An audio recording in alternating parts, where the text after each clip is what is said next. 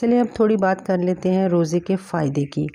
آپ صلی اللہ علیہ وآلہ وسلم نے فرمایا روزہ ایک ایسا فرض ہے جو آخرت میں کفایت کرنے والا ہے۔ ٹھیک ہے، پہلا فائدہ۔ پھر رمضان میں نیکی کی فضا ہوتی ہے، اس ماہ کی برکت ہمیں محسوس ہو رہی ہوتی ہے۔ ایسا ہوتا ہے نا، اس کی فضا بھی اتنی اچھی لگتی ہے، ہوا بھی اچھی لگتی ہے۔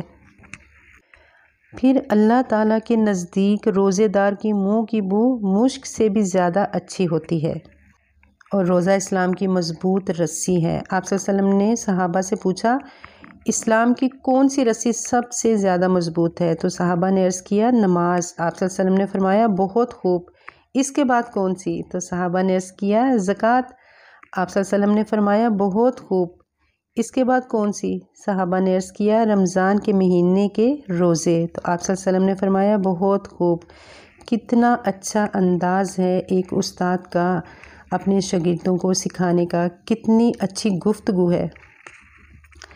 یعنی اس روزے کو کیا کرنا ہے؟ پکڑ لے تو اسلام سے ہمارا تعلق مضبوط رہے گا۔ اسی طرح قرآن کو بھی رسی کہا گیا ہے، یہ اللہ کی نعمتیں ہیں۔ بہت سے لوگ جو نماز نہیں پڑھتے جب رمضان آتا ہے تو روزے رکھتے ہیں، اور اس کا مطلب ان میں بھی ابھی خیر ہے۔ پورا سال نہیں پڑھیں گے، رمضان میں روزے رکھیں گے، قرآن پڑھیں گے، تو اس کا کیا مطلب ہے؟ ان کے اندر خیر ہے۔ اور کیا ہے؟ روزہ سب سے منفرد عمل ہے۔ آپ صلی اللہ علیہ وسلم نے فرمایا اپنے اوپر روزے کو لازم کر لو، کیونکہ روزے جیسا کوئی عمل نہیں ہے۔ روزہ خیر کا دروازہ ہے۔ آپ صلی اللہ علیہ وسلم نے فرمایا کہ میں تمہیں خیر کے دروازے کے بارے میں نہ بتاؤں؟ روزہ ڈھال ہے اور صدقہ گناہوں کو بجھا دیتا ہے۔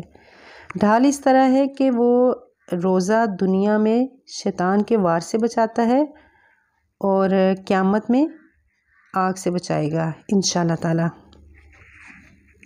باقی کہ اللہ نے کہا کہ روزہ میرے لیے ہے، اس کا بدلہ میں دوں گا، اور روزہ ایک مضبوط قلعہ ہے۔ حدیث میں آتا ہے کہ روزہ ڈھال ہے اور مومن کے قلعوں میں سے ایک قلعہ ہے۔ اس ماہ میں شیطان جو ہے وہ قید کر دیے جاتے ہیں، سب کو ہم کو پتہ ہے، لیکن بس انسان کا نفس اس کے ساتھ ہے۔ وہ جو شیطان کی ٹریننگ میں رہا ہے تو اس پر قابو پانے کے لیے روزہ ہے، کیونکہ اس نے ہمیں اتنا ٹرین کر دیا ہے کہ وہ نہ بھی ہو تو ہم اسی کی مرضی کے سارے کام کر رہے ہوتے ہیں۔